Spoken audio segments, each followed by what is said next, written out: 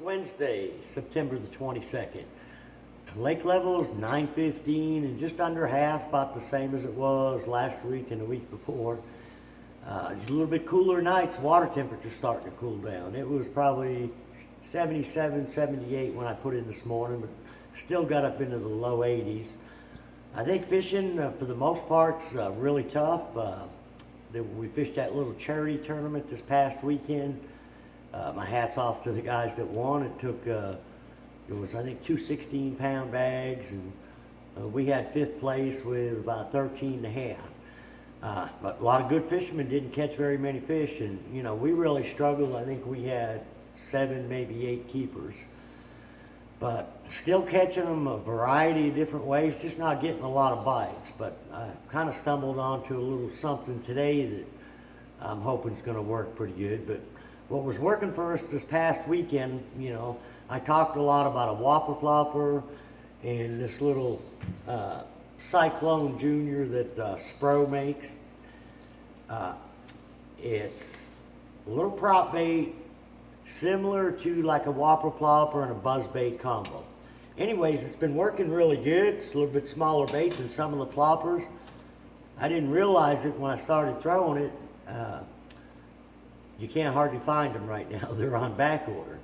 So if you know a tackle store that's got them, you need to scoff them up, because I know there's quite a few people around here looking for them.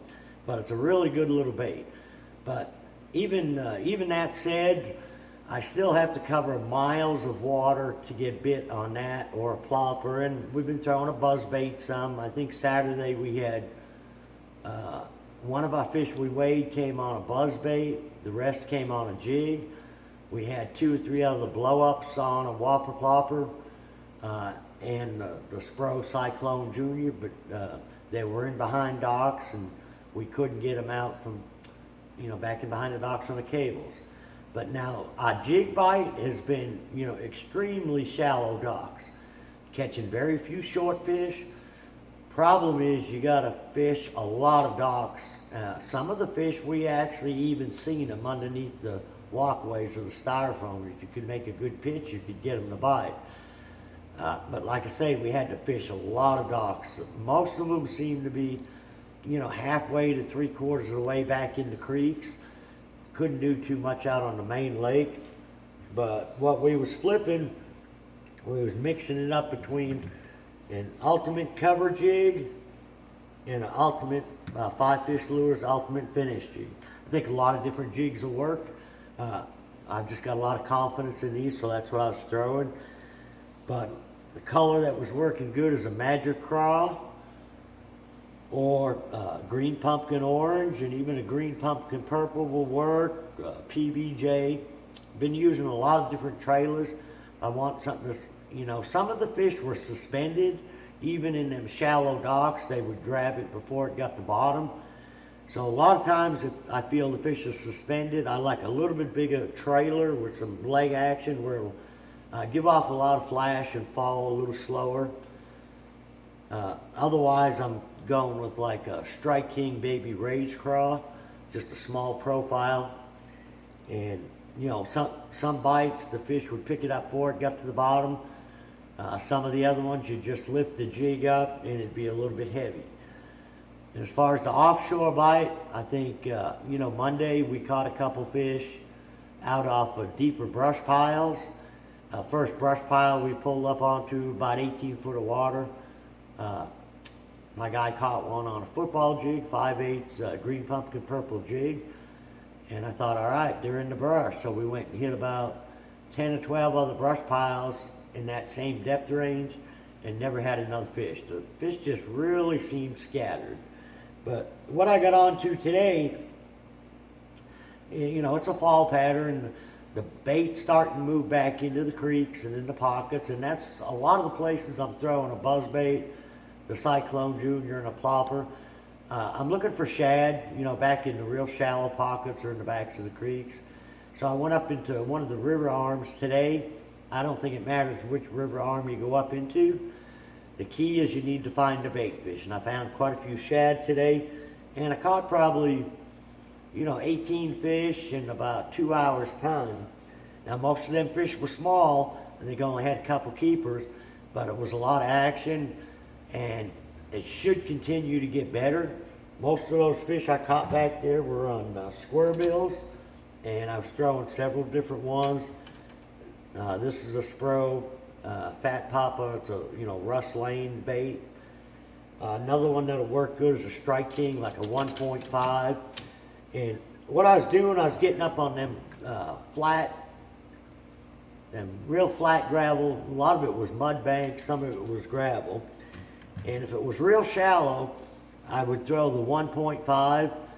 If you throw like a 2.5, it would get down in there and pick up a lot of leaves and debris. So if it was real shallow, I had to go to the 1.5. If I'd get on the steeper channel bank where it had 7 or 8 foot of water, I'd usually pick up a 2.5.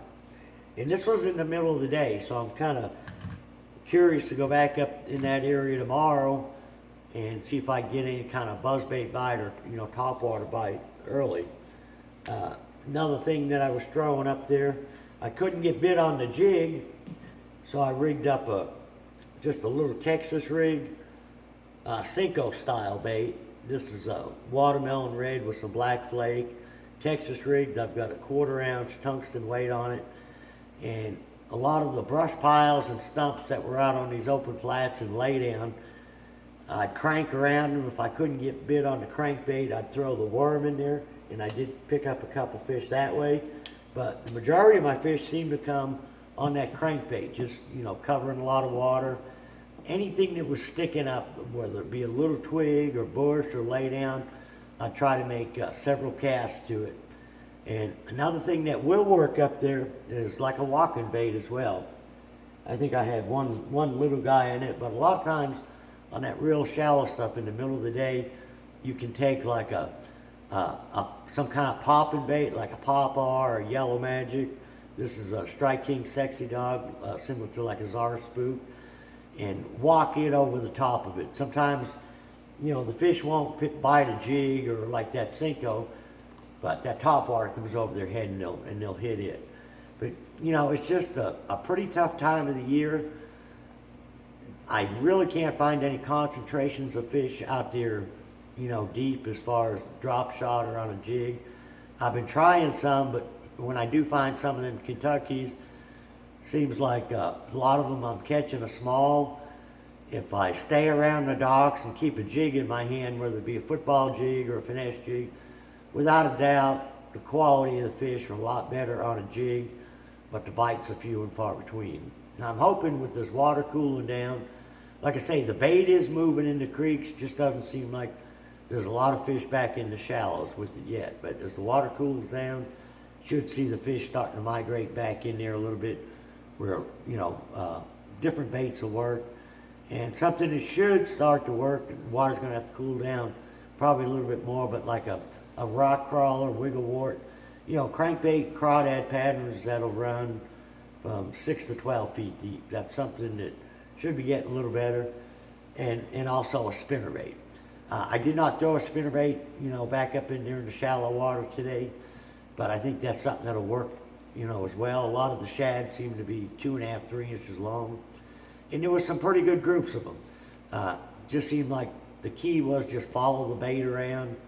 Every once in a while you'd see a little feed under them, and then I'd throw my crankbait under the shad if I wasn't fishing any of the visible cover. So till next week, good luck, good fishing.